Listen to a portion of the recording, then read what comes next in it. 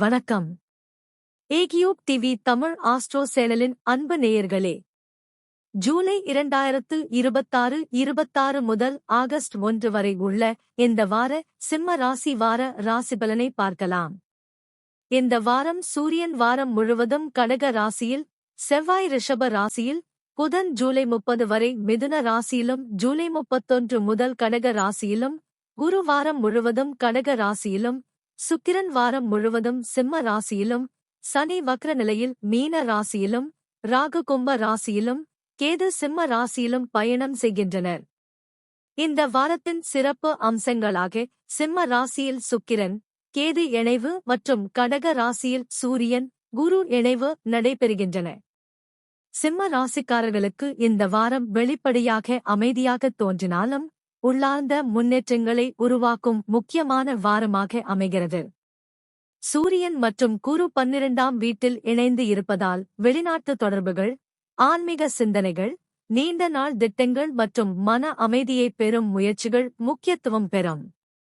கோசார விதிப்படி 12ஆம் வீட்டில் சூரியன் இருப்பதால் தேவையற்ற செலவுகளை கட்டுப்படுத்துவது நல்லது. ஆனால் குருவின் இணைவு காரணமாக அவசியமான செலவுகள் எதிர்கால நன்மைக்கான முதலீடாக அமையலாம். ஆன்மீக பயணம், தியானம் அல்லது இறை வழிபாட்டில் ஈடுபட நல்ல வாரமாக இருக்கும். குருவின் பார்வை விருச்சிகம், மகரம் மற்றும் மீனம் மீது விழுவதால் 4ஆம், 6ஆம் மற்றும் 8ஆம் இடங்கள் பலம் பெறுகின்றன. குடும்பத்தில் ஒற்றுமை அதிகரிக்கும். வீடு, சொத்து மற்றும் வாகனம் தொடர்பான சிந்தனைகள் முன்னேறும். பணியிடத்தில் இருந்த சில சவால்களை புத்திசாலித்தனமாக சமாளிக்கும் திறன் அதிகரிக்கும்.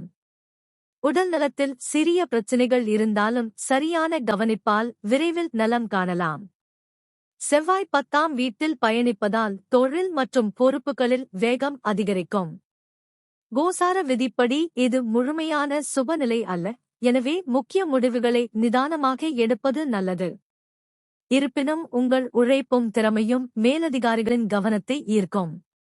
புதிய பொறுப்புகள் கிடைக்கலாம். தொழில் அல்லது வியாபாரத்தில் நீண்ட நாள் நிலுவையில் இருந்த பணிகள் முன்னேறத் தொடங்கும். புதன் ஜூலை 30 வரை 11ஆம் வீட்டில் இருப்பதால் நண்பர்கள், புதிய தொடர்புகள் மற்றும் வருமான வாய்ப்புகளில் நல்ல முன்னேற்றம் ஏற்படும்.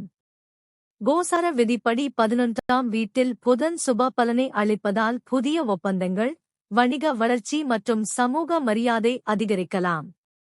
ஜூலை 31 முதல் புதன் 12ஆம் வீட்டிற்கு மாறுவதால் முக்கிய ஆவணங்கள், வெளிநாட்டு தொடர்புகள் மற்றும் செலவுகள் தொடர்பான முடிவுகளை கவனமாக மேற்கொள்வது நல்லது. இந்த வாரத்தின் மிக முக்கியமான அமைப்பு உங்கள் ஜென்ம ராசியிலேயே நடைபெறும் சுக்கிரன், கேது இணைவு ஆகும். சுக்கிரன் உங்கள் கவர்ச்சியையும் படைப்பாற்றலையும் அதிகரிக்க, கேது ஆன்மீக சிந்தனையையும் உள்ளுணர்வையும் வளர்க்கிறார். இதனால் உங்கள் வாழ்க்கையில் புதிய பார்வை உருவாகும். கலை, ஊடகம், கல்வி, பேச்சுத்திறன் மற்றும் படைப்பாற்றல் சார்ந்த துறைகளில் இருப்பவர்களுக்கு இது சிறந்த வாரமாக அமையும். தனிப்பட்ட உறவுகளில் ஒருவரை ஒருவர் புரிந்து கொண்டு பேசினால் மகிழ்ச்சியும் ஒற்றுமையும் அதிகரிக்கும். சனி வக்ர நிலையில் 8ஆம் வீட்டில் பயணிக்கிறார். கோசார விதிப்படி இது அஷ்டம சனியின் நிலையாக இருப்பதால் அனைத்து செயல்களிலும் பொறுமை அவசியம். ஆனால் வக்ர சனியின் தாக்கத்தால் நீண்ட காலமாக தடைபட்டிருந்த சில விஷயங்களில் மெதுவான முன்னேற்றம் காணலாம். உடல்நலம், வாகன பயணம் மற்றும் ஆவணங்கள் தொடர்பாக கவனமாக இருப்பது நல்லது. பயப்பட வேண்டிய அவசியமில்லை. ஒழுங்கான திட்டமிடலால் பல சவால்களை எளிதாக சமாளிக்க முடியும். ராகு 7ஆம் வீட்டில் இருப்பதால் கூட்டுத் தொழில், ஒப்பந்தங்கள் மற்றும் திருமண வாழ்க்கையில் தெளிவான உரையாடலை பேணுவது நல்லது. பிறரின் கருத்துகளுக்கும் மதிப்பளித்தால் நல்ல புரிதல் உருவாகும். புதிய கூட்டாண்மைகளில் அவசர முடிவுகளை விட முழுமையான ஆய்வுக்குப் பிறகு முடிவு செய்வது சிறந்த பலனைத் தரும். மொத்தத்தில் இந்த வாரம் சிம்ம ராசிக்காரர்களுக்கு வெளிப்புற வளர்ச்சியை விட உள்ளார்ந்த வளர்ச்சியை அதிகரிக்கும் வாரமாக அமைகிறது. சுக்கிரன், கேது இணைவு புதிய சிந்தனைகளையும் படைப்பாற்றலையும் வளர்க்கும். குருவின் பார்வை குடும்பம், தொழில் மற்றும் உடல்நலத்தில் நல்ல ஆதரவை வழங்கும். பொறுமை, நிதானம் மற்றும் இறைநம்பிக்கையுடன் செயல்பட்டால் இந்த வாரம் எதிர்கால வெற்றிக்கான உறுதியான அடித்தளத்தை அமைக்கும். அனைவருக்கும் வளமும் நலனும் மனநிம்மதியும் நிறைந்த இனிய வாரமாக அமைய வாழ்த்துகள்.